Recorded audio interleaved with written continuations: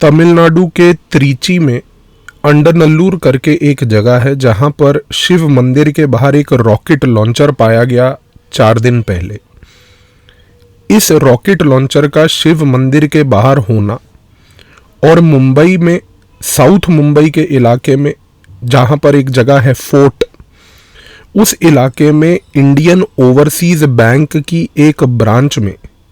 पिछले 4 महीने से लगातार तमिलनाडु के मछुआरों की तरफ से लाखों रुपए जमा होना, इन दोनों इवेंट्स के बीच में कनेक्शन क्या है? आज के इस वीडियो में इस चीज को समझने की कोशिश करिए।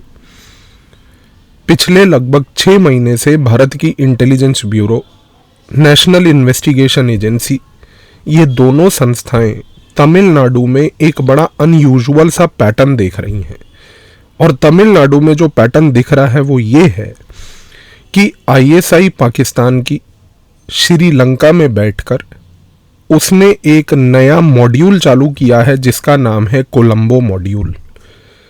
आईएसआई श्रीलंका के कोलंबो मॉड्यूल के तहत श्रीलंका के मछुआरों को पैसा, ड्रग्स, असला देती है। श्रीलंका के मछुआरे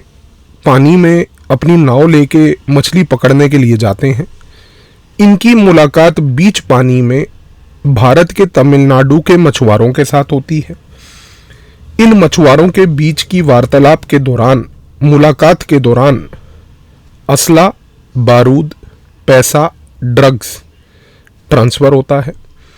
ये जब ट्रांसफर होता है तो ये सारा का सारा पहुंचता है तमिलनाडु। तमिलनाडु में भारत की इंटेलिजेंस ब्यूरो ने जो दूसरा पैटर्न ऑब्जर्व किया है वो ये है कि जैसे जैसे भारत की सरकार की तरफ से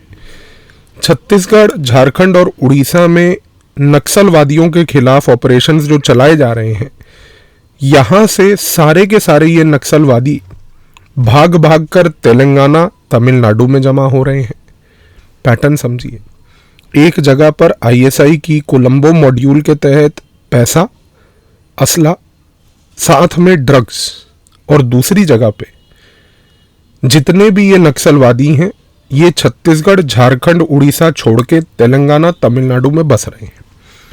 खेल कुछ ऐसा होता जा रहा है कि अब यहां पर भारत की इंटेलिजेंस ब्यूरो के तहत एक चीज उसको समझ आ रही है कि तेलंगाना, तमिलनाडु से लेके जो केरला और कर्नाटका का ये जो पूरा बेल्ट है, पहली बात तो इस इलाके में नक्सलवादियों का डोमिनेंस आने वाले समय में बढ़ सकता है। दूसरा, आईएसआई कोलंबो मॉड्यूल के तहत ये सब चीजें जो यहां पर भारत के मछुआरों के तहत तमिलनाडु में पहुंचा रही है, और इसके तहत ये जो रॉकेट लॉन्चर अभी शिव मंदिर अंडरनल्लूर के बाहर पाया गया, इसके तहत एक मुहिम ये चलाई जा रही है कि एक नया कॉकटेल तैयार किया जाए जिसमें आईएसआई जो हमारे यहाँ के नक्सलवादी हैं इनको, इसके साथ साथ इन इलाकों में जितने भी क्रिश्चियन मिशनरी ऑर्गेनाइजेशंस हैं, कर्नाटका, तेलंगाना, केरला, तमिलनाडु में, इनको सबको मिक्स कर कर एक ऐसा कॉकटेल तैयार कर रही है जिसके तहत इस पूरे के पूरे सदर्न इंडिया के बेल्ट में एक नया वेव ऑफ रेडिकलाइजेशन चालू होगा। इस रेडिकलाइजेशन के तहत अगर आप ध्यान से ऑब्जर्व करें तो ये जो नक्सलवादी, क्रिश्चियन मिशनरी और आईएसआई का कोलंबो मॉड्यूल के मिलने के बाद जो ये गेम प्लान बन रहा है, इस गेम प्लान में इस पूरे सदर्न इंडिया में एक सिविल अनरेस्ट करवाना, आए गए दिन हिंदू मंदिरों के बाहर इस प्रकार के रॉकेट लॉन्चर टाइप की चीज़ों को वहां पर छोड़कर एक भ्रम पैदा करना, डर पैदा करना, और सबसे बड़ी बात, एक अग्रेसिव लेवल पर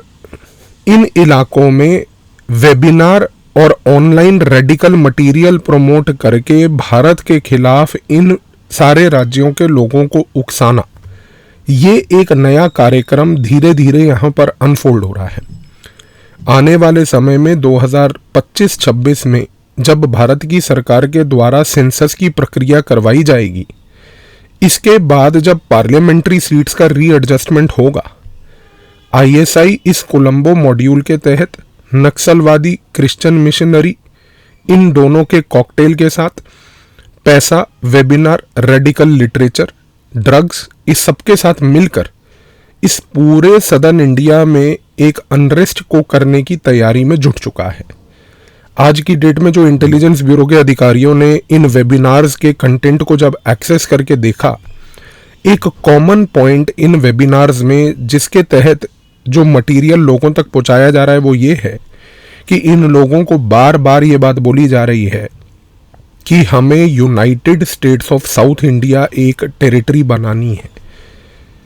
ये जो सिसेशनिज्म को प्रमोट करने की प्रक्रिया यहाँ पर की जा रही है, इस सिसेशनिज्म की प्रक्रिया में ये जो United state of south India का जो नया आइडिया यहाँ पर प्रमोट किया जा रहा है, ये देश को तोड़ने की एक नई कोशिश है। और यहाँ पर ये जब तक कोलंबो मॉड्यूल को टारगेट नहीं किया जाएगा,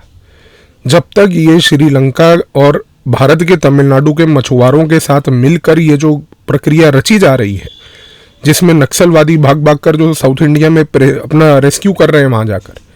जब तक ये पूरे गेम को अनफोल्ड नहीं किया जाएगा, आने वाले समय में साउथ इंडिया में 2025-26 में